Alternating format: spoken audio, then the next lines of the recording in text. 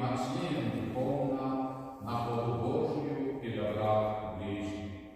Тому молимся, як нас научил Єсус Христос. Отче наш, который есть в мире, святится имя Твое, приди благодатство Твое, будь воля Твоя, як в небе, так и на земле. Хлеба нашего, что днем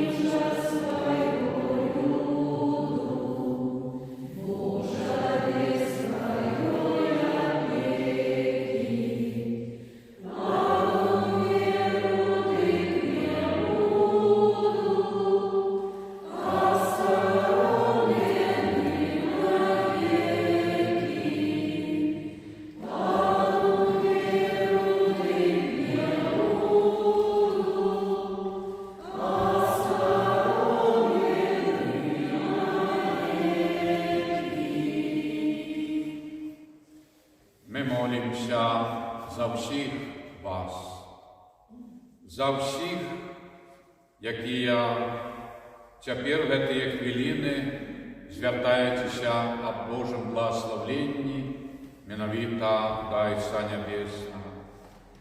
Нехай ці хвилини і Божє благословення на святейшим сакраментам сприяє вам здоров'ям душі і тіла, щоб ми змогли в Новому році справді в радості прибігти, навідувати святині, неділі і свят, щоб ми черпали з цих криниць ласки Божої і хорошели душою, богатели духовно, щоб ці духовні багатці могли им поделиться со своими детьми, семейниками, родичами, суайченниками. Тому тепер хвилина мовчання.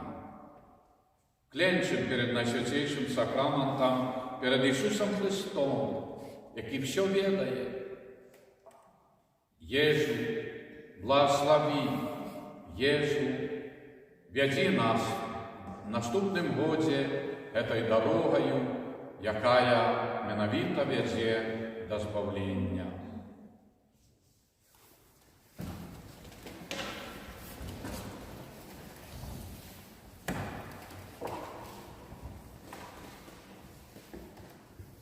Пане, ти хліб, який зійшов з неба, хто до тебе прийде, не буде голодним, а хто у тебе вірить, не буде прагнути. Да поможи, Пане, нашому невір'ю. Боже, Ти сказав, хто споживає моє тіло і п'є мою кров, має життя вічне. І я воскрешу його в останній день. Нехай ця правда буде криницею нашої радості. Єсу Христе, перед нами довга дорога. Умацуй нас силою Твоєї єжі, святого причастя, як умацував пророка Іллю. Єсу Христе, Твій евхаристичний хліб з'являється криницею єдності. Зроби, щоб його прийняття ще більш тісно єднало нас з Тобою і з нашими братами і сестрами. Пане Єсу, вдяли нам свою моць і силу, щоб не ослабла наша рухливость, помножь нашу любов до Тебе і нашу віру, так само помножь нашу любов до наших братів, по взоры слуги Божьего Эдварда Войниновича. Дозволь нам силковаться хлебом життя, коля Твоего Евхаристичного стола. А моце этого спожитку дозволь нам дойти до Тебе, где володаришь с Богом Отцом, едности Духа Святого, теперь и на веки вечные. Боже, Ти наша